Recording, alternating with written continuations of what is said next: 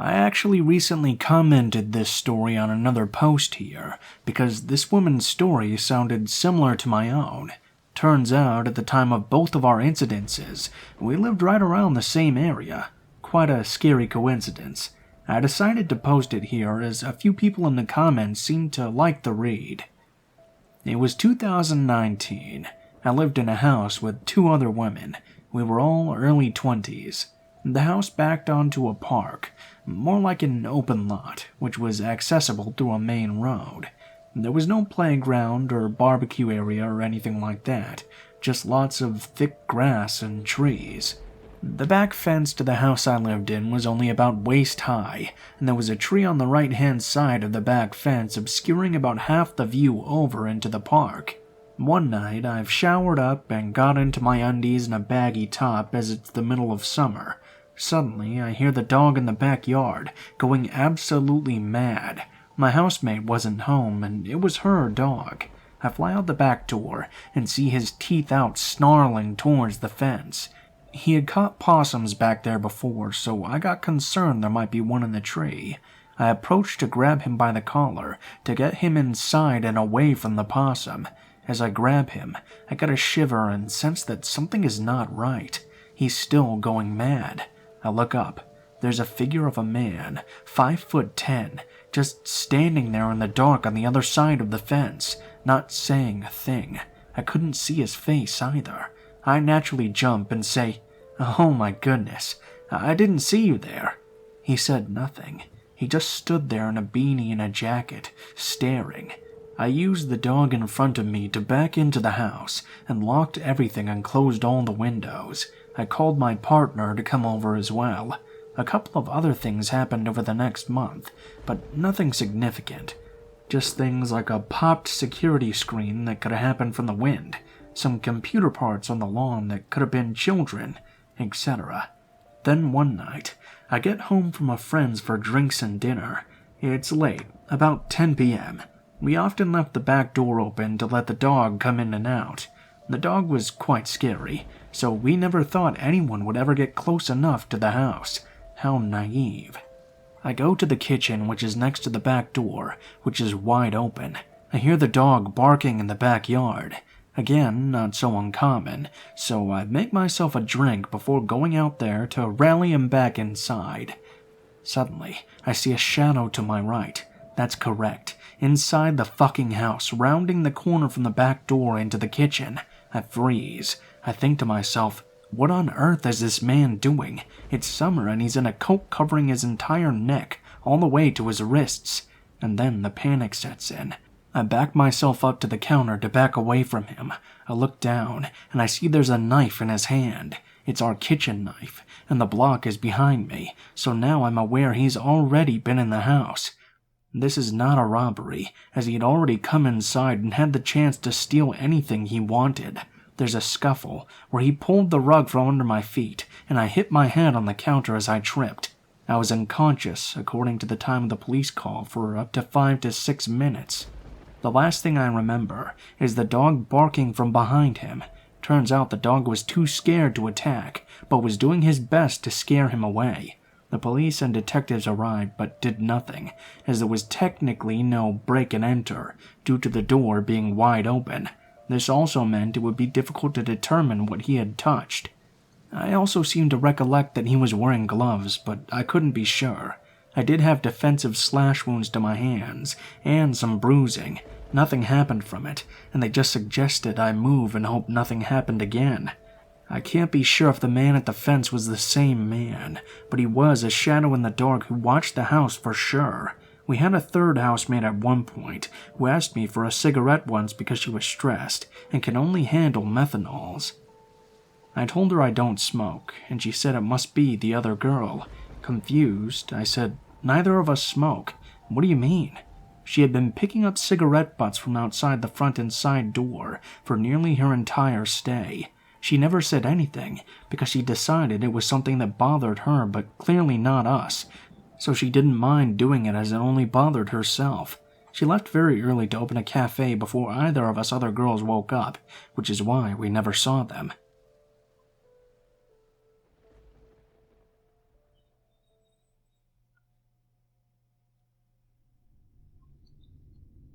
So, I'm in my early 20s and female. I moved out on my own for the first time about 2 years ago. I haven't had much to do with any of my neighbors, and have always been slightly uneasy to the fact that no one around here is looking out for me. If anything seems off, no one would notice, or do any investigating to make sure I'm alright. Last year, I noticed a man constantly walking his dog in the grass area behind my home. This isn't unusual to see. It's a common area for residents here. His dog is super cute, and my cat liked to play with it through the glass door out back. They would just chase each other back and forth and put their paws up to the glass and such. Real cute stuff. Well, one day I was outside, and his dog came running up to my porch with glee to get pets and say hi to his kitty friend. It was the first time I actually spoke to this neighbor. We'll call him Mark. Mark seemed decent enough, and we got along just fine. We started hanging out pretty often in a short time period, because I'm a smoker and he was letting his dog out all the time. It was summer, so we ran into each other quite often, and would spend an hour or more after work most days talking. This lasted for a couple of weeks. I gave him my phone number and was happy to have a friend in my complex. I will say he was clearly very interested in either having a romantic relationship with me or at least being butt buddies. He said this quite a lot. Not exactly butt buddies, but you get what I'm saying. I was very honest with him that I wasn't interested in either at all, and had to tell him this quite often. Frankly, I was getting rather irritated that this came up several times every time we spoke. He rather quickly was trying to get me into his house. From the first time we talked until the last, he offered multiple times every time I saw him. I always said no and blamed it on me being COVID cautious.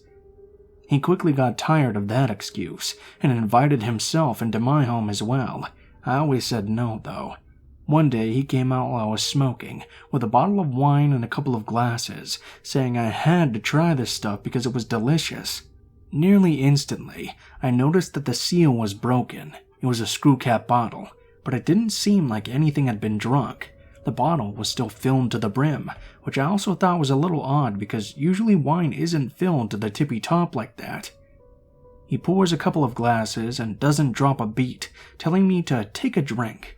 I felt very uncomfortable, but I didn't want him to feel like he was being accused of anything when he was just trying to be a nice, friendly neighbor.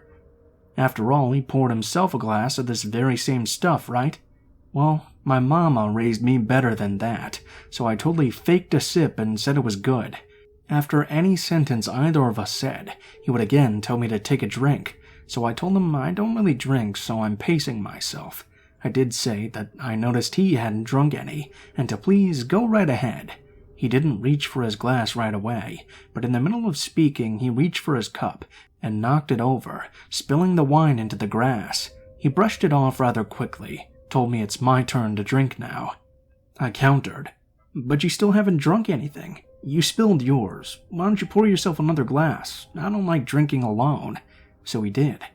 He still didn't drink anything, though. He did tell me a few moments later to drink mine. I told him that he needs to catch up, and we basically just kept bouncing around in circles. He reached for his glass again, and guess what? He spilled it once more. The grass is all covered in wine now. Then he told me to drink once more. At this point I'm done. Too many red flags screaming at me to get the hell out. I was honest with him. This seemed really sketchy, and I didn't trust the drink because he was refusing to have any, but was way too eager for me to drink mine. He told me he was just clumsy and taking it slow because he doesn't drink a lot, but he's seen me have friends over taking shots and drinking beers and wine, so he knows I'll be able to handle it better than him. Another red flag immediately. So he's been watching me. Huh. I think it's important to mention that our complex is huge. He used to work here and knows the maintenance crew, and he doesn't live particularly near me. He's about half a block away from me, and can't see my windows or yard from where he lives. It's a different common area yards closer to him as well that he could use for his dog. I told him flat out I'm not drinking anything because of how this all seemed. He once again pours himself a glass and once again spills it. There wasn't much left in the bottle at this point. I poured the remaining wine in his glass and tell him to drink with me on 3. We raise our glasses, and to my amazement he actually takes a drink. I spilled mine into the grass. Oops. He comes out about 2 nights later while I was smoking, and instantly starts complaining that I wouldn't date or have sex with him, and he doesn't know why all girls are like this. He starts getting really loud, shouting at me and asking what the problem with him is, that I won't do these things. I told him that I had been honest with him since I had met him, and I'm just not interested in that. It isn't him specifically. I'm just honestly not interested in that from anyone right now. He still yelled at me and started complaining about his ex and her dog. He then proceeded to tell me that he used to abuse the shit out of that dog and went into detail about how he wouldn't feed it or water it because it used the bathroom in the house and he would always kick it really hard. I was horrified at this point, especially considering this entire time he's telling me this, he's playing fetch with his little dog. His dog always seemed scared of him, and I'd even pointed that out in the past. He said that his dog's previous owners were abusive, so he was just very scared and distrusting. The dog was always very excited to see me, though, would cuddle up with me and stay by me, so I always thought I was extra special. But with that knowledge, I just think the poor guy was currently in an abusive household. I was so done with this guy that I just cut him off and said I needed to go because my friends were waiting on me. He sent me several messages of gibberish when he's outside. He'll just blow up my phone and it will just keep going. He's texted me telling me he knows I'm home because he sees me walking around, or that he sees my car in the lot. He'll throw his dog's toys on my porch, I think trying to get my attention to come out because of the cute dog. He'll just stand outside for hours. I think in his mind, since I'm a smoker, I'll have to come out eventually. Silly him though, because I just go out front when I see him out there. He said several things to me before the wine fiasco went down that were red flags as well. I figured it might just be language or cultural differences though, because English is the 3rd language he's learned and America is the 3rd country he's lived in. I guess the moral of the story is to just trust your gut. He's still bothering me, and like I said, we only spoke and hung out for a few weeks in the summer of 2020. My last message was from last night. He asked me what he had done wrong and if I felt disrespected in any way. I've not spoken to him since he screamed at me for not sleeping with him, sandwiched with admitting horrible animal abuse. I thought about answering his text with a brutal truth about how twisted and creepy he was, and how uncomfortable he made me feel, but I don't want to give him any ideas on how he should improve. Stay smart, folks. Don't drink things people give you if the seal is broken. He was definitely trying to drug me.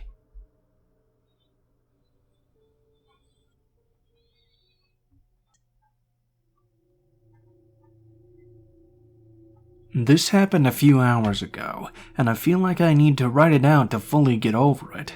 I, 18 and female, work at a gas station just off a highway. I usually work short shifts because I'm in college. I've only closed twice because I don't work the late shift, but I was covering for someone else tonight. I was alone after 5 p.m. because my manager left and the garage closed. It was pretty boring tonight, besides the few conversationalists who came in, and one guy who got surprisingly angry when I wouldn't give him my number. I'm wondering if maybe he tried to get some revenge tonight. At around 9:30 p.m., I noticed a car just sitting at the gas pump furthest away from the store. They weren't pumping gas, and their car was still running. After a little while, I shut the outside lights off because it was near closing time, and I wanted them to leave. But then they just stayed there. I called up my boyfriend because I felt uneasy. I wanted him to tell me I was being paranoid. I hoped they were just some kids smoking weed in their car or something. He kept me company on the phone as I counted the drawer. After I finished counting, I closed everything up and went to the back to put my paperwork away. In the back, I checked the cameras. Looking at the cameras, I could see just the corner of their car. It was as if they were strategically parked where I couldn't see their license plate, but I could see they were still out there, meaning they had stayed there for over half an hour in complete darkness. I told my boyfriend I was getting freaked out, and he told me to just hurry up and get home and everything would be okay. Now at my gas station, I have to lock the front door from the outside, meaning I would have to stand in perfect view of the car with my back turned. This scared me, but I knew I had to do it if I wanted to leave. I had pepper spray, so I made sure I carried it in my hand just in case. I went outside and tried locking the door as quickly as possible. I still hoped I was being paranoid, as my back was turned while I locked the door. I heard a car door close shut behind me, and I felt my heart drop. It was like my worst fear had come true. My hands began to shake as I fumbled with the lock. I was so scared he was coming up behind me. When I finally locked it, it felt like forever, but it was probably only a few seconds. I yanked my key out of the door and sped walked to my car. I still wanted to seem unbothered, praying this wasn't what I thought it was. Once I got in, I locked my car door and looked out the window, where I saw a man in a baseball hat walking around aimlessly in the dark. I was still on the phone with my boyfriend, and I started freaking out, saying things like, "Oh my god, he got out of his car. What do I do?" My boyfriend told me to get out of there as fast as possible, and I did just that. But as I started to back out of the parking spot, I saw the man jump back in his car. As I started to drive away, the man in the car started to leave too. I knew this wasn't a coincidence. When I pulled out of our parking lot, I pulled out right in front of someone. Probably I scared them half to death, but I wanted to put a car in between me and the man. To my horror, though, the car ended up turning, and my pursuer sped up to be right behind me. I couldn't doubt myself anymore. I knew this guy was following me. I knew I couldn't go home because I didn't want this creep knowing where I lived. At this point, my mom and my boyfriend were both on the phone, and they told me to drive to the police station. I did just that. The man followed me the entire way there. Once the police station turned into view, though, the man's car sped up and flew past me. I've never felt so relieved in my life. I drove home as fast as possible, literally shaking as I began to process what had just happened. I'd never been followed like that before. I couldn't help but think what could have happened if I took a few seconds longer to lock the door, or even worse, if I went up to the car to ask them to leave before I closed.